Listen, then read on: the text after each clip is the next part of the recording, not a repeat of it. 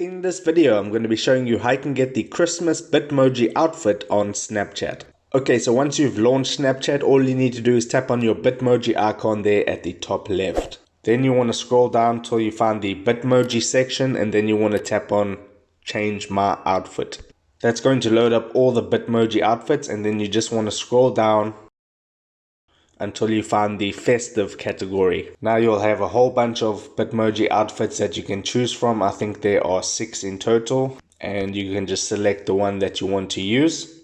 And then once you're happy with the outfit, you just have to tap on the save button there at the top right. That will save your Bitmoji, and you can go back to the top, and as you can see, it is changed. So that is how you get the Christmas Bitmoji outfits on Snapchat in 2020. If this video helped you out, make sure to hit the like button and subscribe for more. Take care.